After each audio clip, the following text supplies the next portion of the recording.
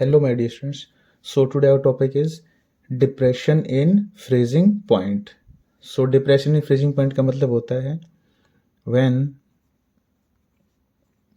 a non-volatile solute is mixed with volatile solvent, then freezing point of solution decreases. Freezing point of solution decreases.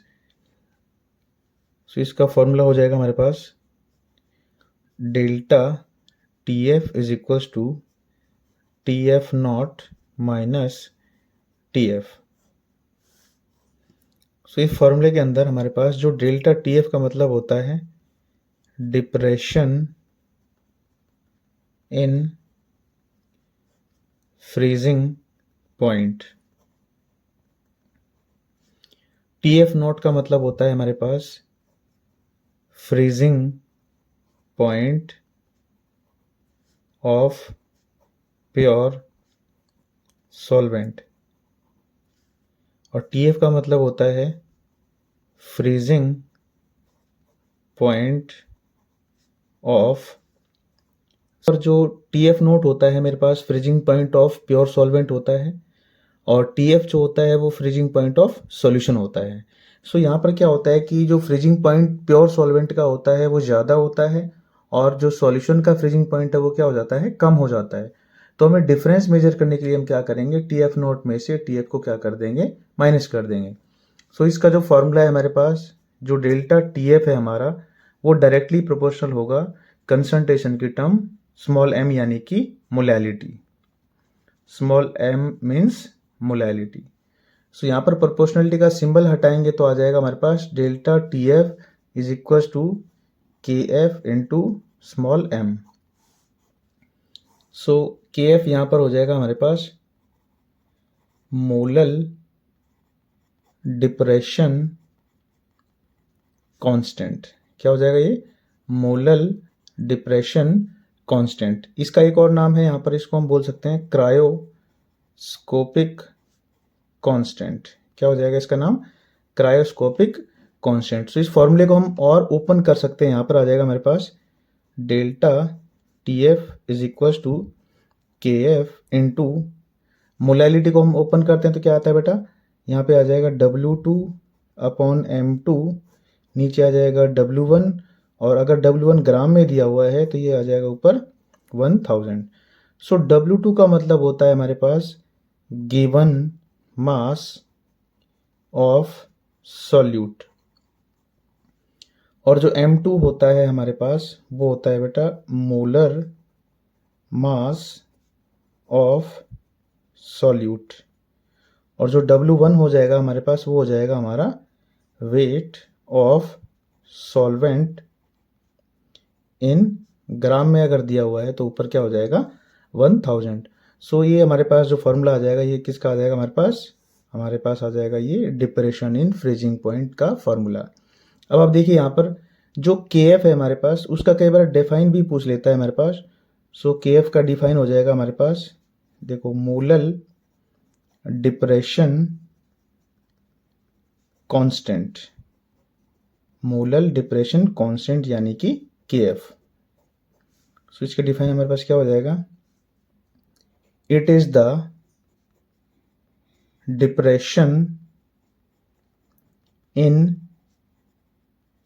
Freezing point, it is the depression in freezing point when molality of solution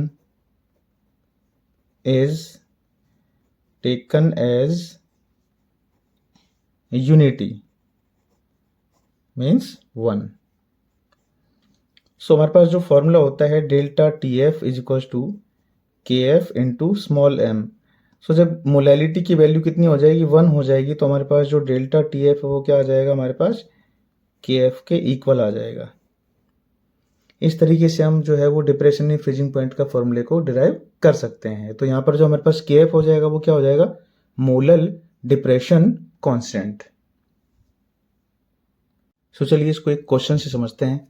so question है हमारे पास, 1 gram of a non electrolyte solute dissolved in 50 gram of benzene lowered the freezing point of benzene by 0.40 Kelvin. The freezing point depression constant of benzene is 5.12 Kelvin kilogram per mole. Find the molar mass of solute. So हमें यहाँ पर क्या पूछा गया है, molar mass of solute पूछा गया है। सो हमारे पास फॉर्मूला क्या था, हमारे पास दो फॉर्मूले थे, delta T F is equal to T F not minus T F. एक फॉर्मूला हमारे पास ये था और एक फॉर्मूला हमारे पास था delta T F is equal to K F into small M. जब हमने स्मॉल एम को ओपन कर लिया था तो हमारे पास जो फॉर्मूला निकल के आया था, delta T F equal to K F into W two upon M two, नीचे आ गया था W1। अगर ये ग्राम में दिया हुआ है तो ऊपर आ जाएगा ये 1000। सो हमारे पास क्या क्या चीज़ें दे रखी है, 1 gram of a non electrolyte solute का मतलब है हमारे पास क्या दिया हुआ है, W2 कितना दिया हुआ है, 1 ग्राम। 50 ग्राम ऑफ बेंजीन में इसको डिसॉल्व किया जा रहा है, तो हमारे पास जो सॉल्वेंट है उसका वेट आ गया हमारे पास W1 कितना आ गया, 50 ग्राम। लोवर्ड द फ्रीजिंग पॉइंट का मतलब हमारे पास क्या दिया हुआ है यहाँ पर, delta T F 0.40 kelvin. The freezing point depression constant of benzene is 5.12, यानी हमारे पास जो के एफ दे रखा है वो कितना दिया हुआ है, 5.12 केल्विन किलोग्राम पर मोल। अब हमें निकालना है मोलर मास ऑफ सॉल्यूट का मतलब है हमें M2 पूछा गया है, तो फॉर्मूले में हम इन चीज़ों को पुट कर देंगे। So delta T F equals to K F into W2 upon M2 upon W1 और इंटू हो जाएगा यहाँ 1000। सो डेल्टा टी एफ कितना है मेरे पास, 0.40 is equals to K F कितना है हमारे पास, 5.12 और W2 है मेरा 1 ग्राम और ये हो जाएगा 1000 अपॉन M2 हमसे पूछा गया है और W1 कितना दिया हुआ है, 50 ग्राम। सो यहाँ से इसको कैलकुलेट करेंगे हमारे पास, तो M2 जो है, M2 इधर आ जाएगा।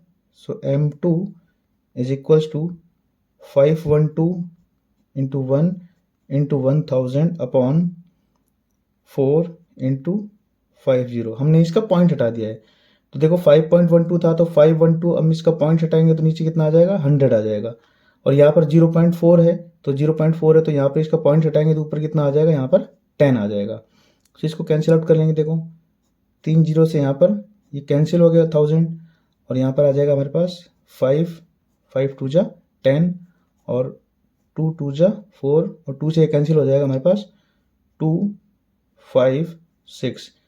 सो यहाँ पर जो मोलर मास आ जाएगा हमारे पास 256 ग्राम। सो इस तरीके से हम डिप्रेशन इन फ्रीजिंग पॉइंट के क्वेश्चन में molar mass of solute calculate कर सकते हैं। सो आपको हमारी वीडियो अगर पसंद आई है तो इसको प्लीज़ लाइक करें, सब्सक्राइब करें और फॉलो करें और प्लीज़ बेल आइकन को ज़रूर क्लिक कीजिएगा ताकि हमारे आने वाली जो नोटिफिकेशन आपको जल्दी से जल्दी मिल सके। Thank you.